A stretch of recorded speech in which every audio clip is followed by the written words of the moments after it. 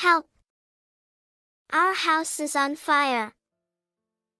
At 4 a.m., I received an unexpected call from my 6-year-old granddaughter. Tell Mom to come help right away. Desperately, I shouted to my granddaughter on the other end of the line. Mom won't wake up since Dad hit her. I was shocked by the words that came out of her mouth and immediately rushed to the scene. What I saw there was an unbelievable sight. Oh no! I was speechless in the worst situation, collapsing to my knees. Simultaneously, an uncontrollable anger toward my son-in-law surged within me. My daughter Nova has always been timid and shy since she was little. She would often hide behind my husband and me. Seeing Nova walk down the aisle with her father during her wedding was a deeply emotional moment. Nova chose a partner who was 4 years her senior, a colleague from the same company named Aiden. In contrast to Nova, Aiden is decisive and takes the lead. This all happened when he came to our house to ask for our permission to marry Nova. Nice to meet you. I've been dating Nova. I promised to make her happy, so would you allow us to get married? Though he seemed a bit nervous, my husband and I were impressed by his clear declaration, and we decided to approve the marriage. I never imagined that the introverted Nova would introduce a man to us. Despite feeling a bit lonely, what mattered most was that Nova had chosen her partner herself, and that made me happy. You've found a wonderful person. Yes, thank you. From now on, I'll do my best to support him too. I was amazed by Nova's strong determination and her positive change in attitude. Due to Aiden's strong desire, Nova quit her job after marriage and became a full-time homemaker. The two of them purchased a second-hand house and began their newlywed life. Aiden suggested that my mom and dad join us for a meal at our place. How about this Sunday? Is that okay? Isn't he tired from work? It's fine. We're family, so please don't worry about it. As Nova and Aiden's generosity allowed us to share more meals together, I couldn't help but notice Aiden's unwavering support for Nova. This became evident when Nova accidentally messed up the dish she was planning to serve that day. Why would you make such a simple mistake? Anyone could do it if they followed the recipe. Can't you even understand what's written? I'm sorry. Aiden's raised voice left Nova looking deeply saddened and dejected. What's wrong? Are you okay? Oh, sorry. It seems Nova made a blunder. Well, that happens to everyone. I'll help Nova, so Aiden, you can keep my husband company. But that would be inconvenient. My husband gestured to Aiden to join him, and they smoothed things over by sharing a drink. Nova apologized to me, and I encouraged her, assuring her that mistakes happen and that practice would reduce failures. Seeing Nova's distress firsthand was heartbreaking as a parent. I wondered if I had taught her more, perhaps neither of us would feel this sadness. Several months later, Nova joyfully announced that she was expecting a baby. I occasionally visited Nova and Aiden's home during her pregnancy and continued to support Nova even after childbirth. Of course, the prospect of meeting the adorable little Aurora was another significant reason for my visits. However, it must have been around 6 months after the birth of my granddaughter, Aurora. Aiden's demeanor, which had seemed calm, began to change gradually once again. Make Aurora stop crying right now. Being unable to do even that makes you unfit as a mother. Frustrated by the fussy child, Aiden raised his voice in a way I hadn't heard before, berating Nova. But this only made the baby cry even more. I tried to maintain a gentle tone as I leaned toward Aiden. Aiden, please calm down. Aurora must be startled too. After coming home from work, dealing with a crying child constantly can be exhausting. However, Aiden interrupted me mid-sentence, speaking harshly even to me. Then he stormed out of the room. Nova apologized, her face filled with sadness. What's wrong? Is it always like this? Recently, he seems tired. Nova replied. Perhaps Aiden frequently scolded Nova in their daily life. Seeing Nova's sorrowful expression as she tried to downplay the situation was incredibly difficult for me. Since then, I haven't seen Aiden at Nova's house. Maybe I interfered too much. Filled with anxiety, I worried about Nova's waning spirits. What's going on? Do you have any worries? Nothing, I'm fine. Nova repeated, refusing to share anything. She became increasingly withdrawn. Could it be exhaustion from parenting? Just when I thought I should pay more attention, I was summoned for Nova and headed to her place. Mom, I'd prefer if you didn't come over anymore. Why would you suddenly say that? What's wrong? Nova's words shocked me. I need to learn to manage things on my own without relying solely on you. Otherwise, I won't become a proper mother. But that's not true. It's okay to seek help when there are people willing to assist. Despite my reassuring words, Nova remained unconvinced. Understood. But if you ever need anything, don't hesitate to ask. Thank you, Mom.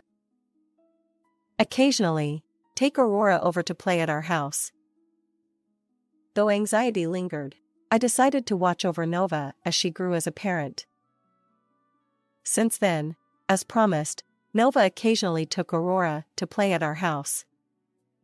But I couldn't shake my concern about Nova's lack of energy. No matter what I asked, she'd simply say she was fine. As Aurora started kindergarten, our meetings became less frequent, and by the time Aurora turned 6, Nova was busy with various activities, rarely visiting our home. And on a certain early morning around 4 a.m., something happened. My phone's ringtone echoed throughout the room. Who could be calling so early? I groggily picked up my smartphone, and on the screen, I saw the name Nova. Hello? What's going on at this hour?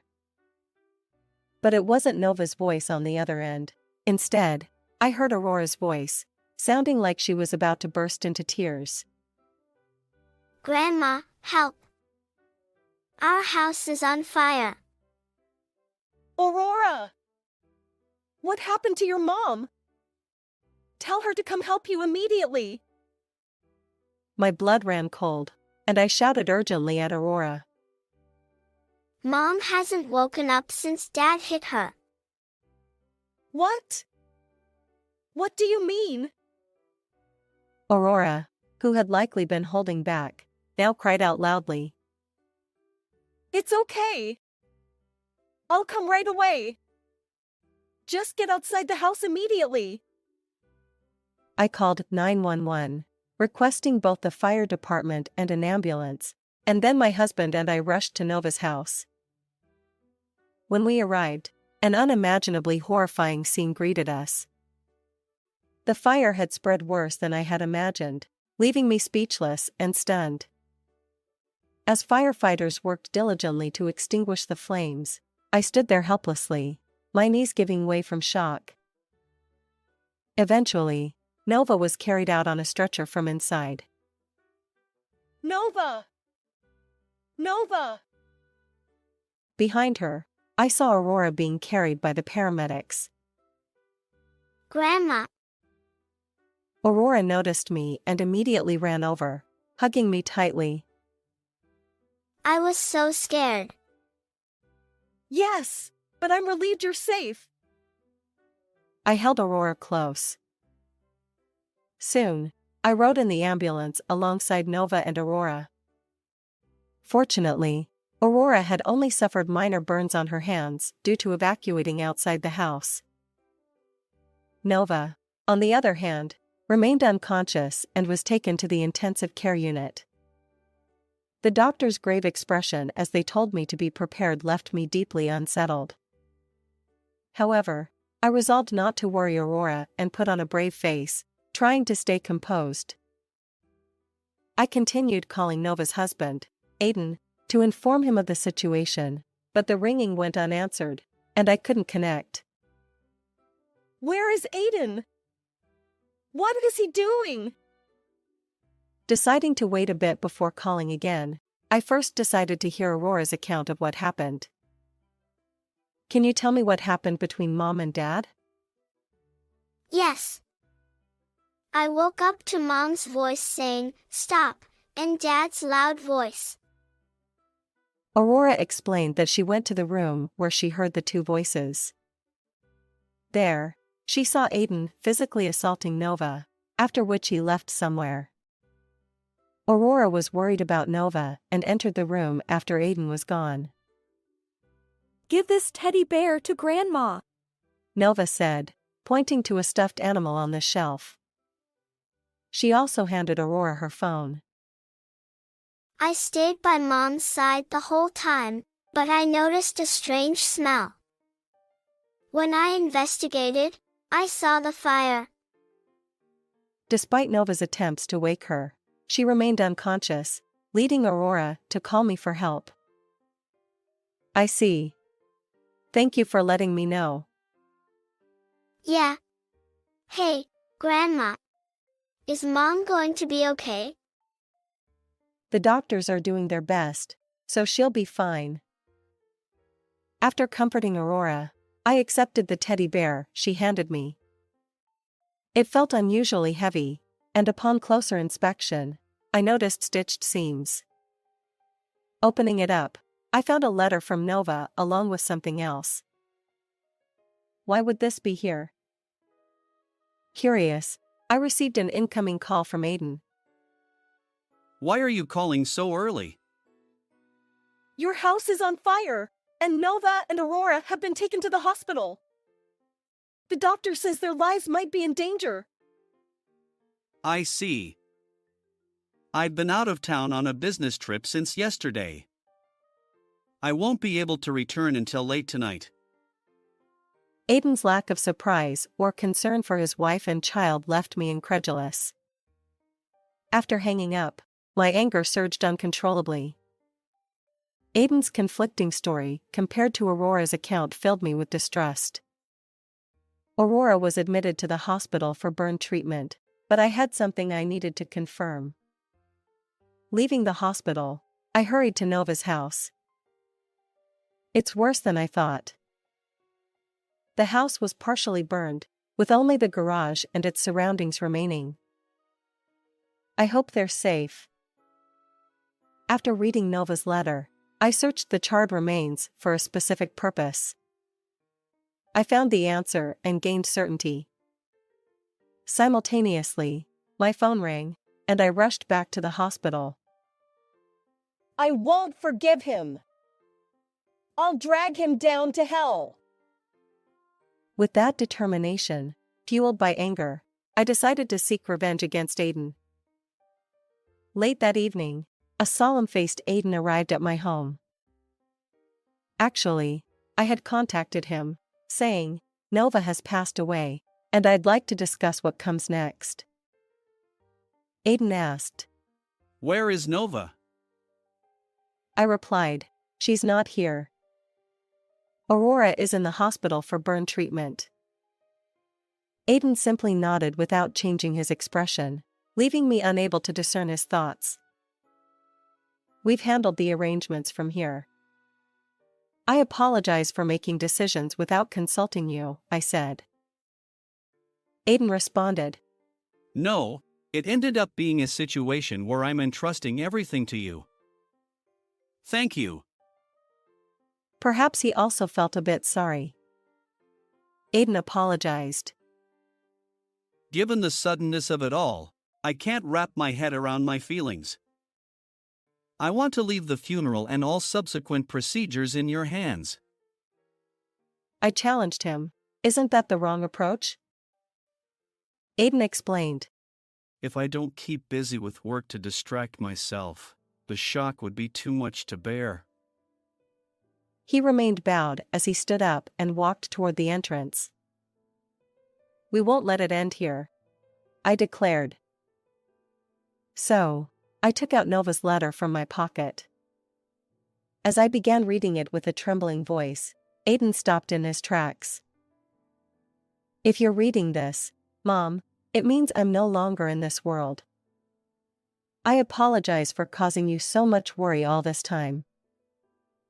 Wait, is that a farewell letter? Does it mean Nova took her own life? Nova wasn't that fragile.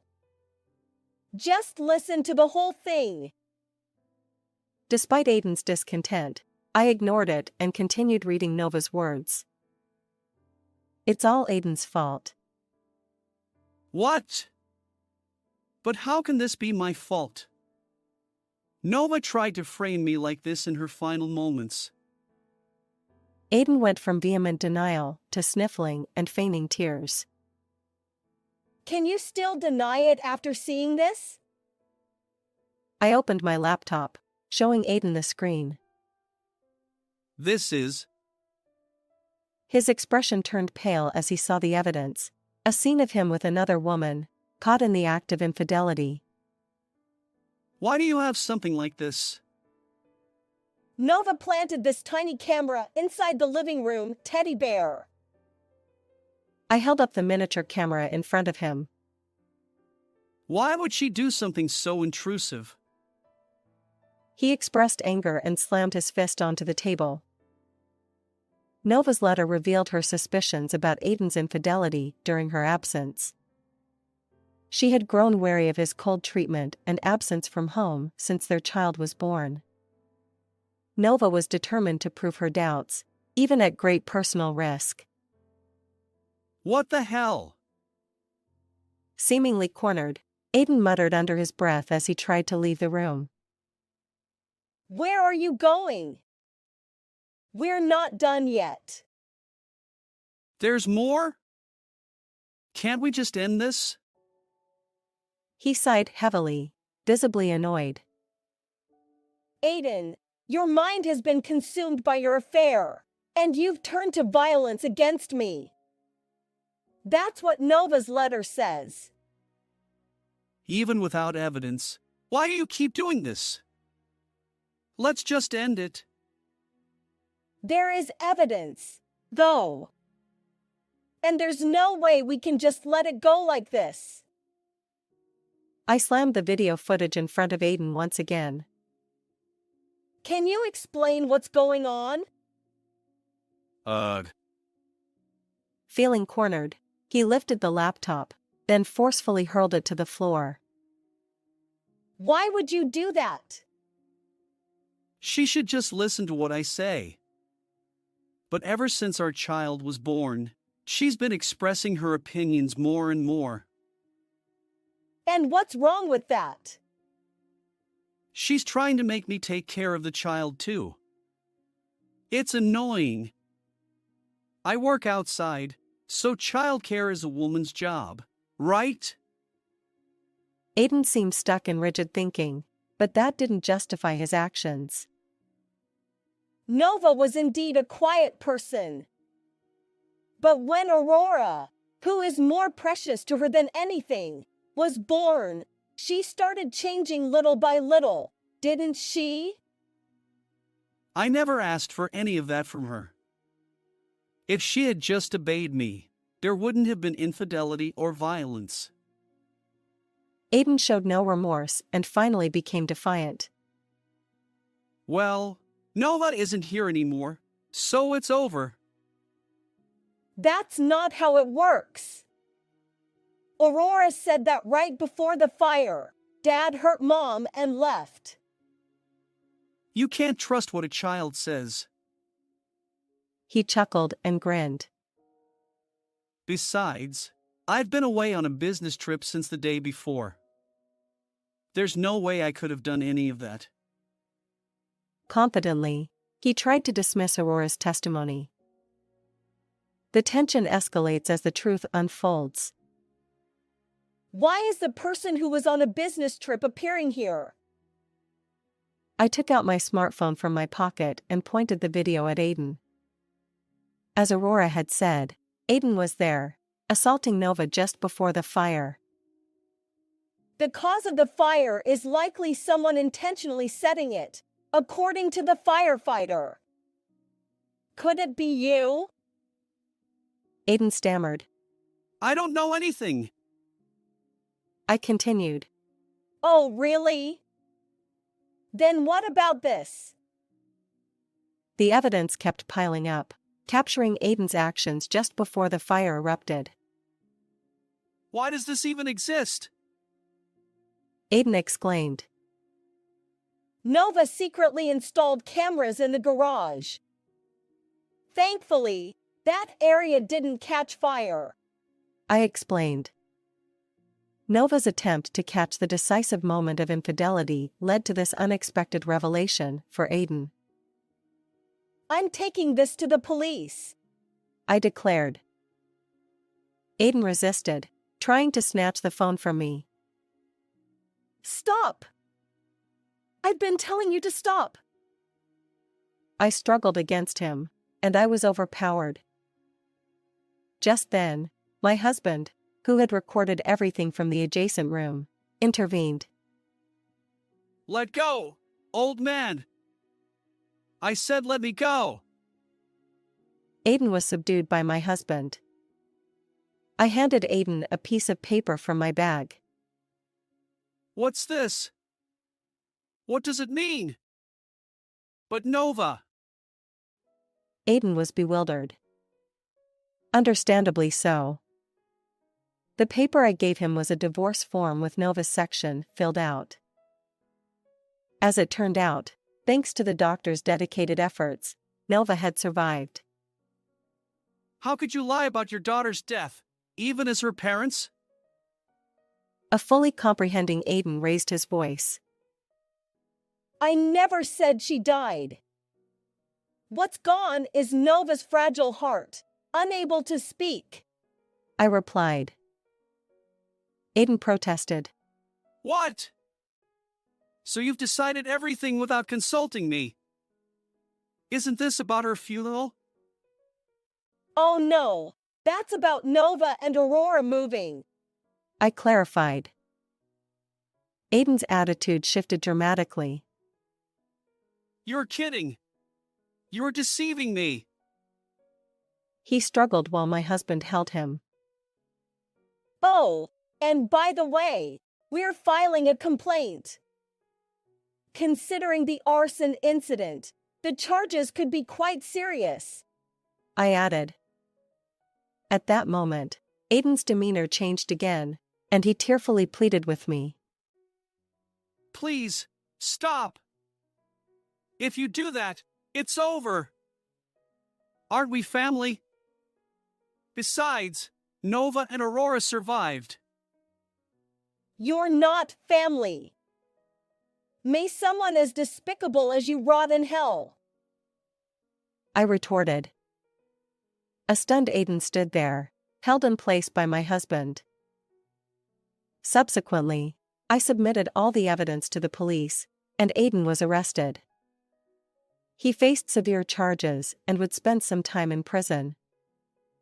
Nova finalized her divorce. Seeking compensation for emotional distress and medical expenses, I claimed a total of $150,000, while the affair partner was asked for $10,000. Aiden's parents covered all the costs. Once he paid his debt to society, he would be disowned.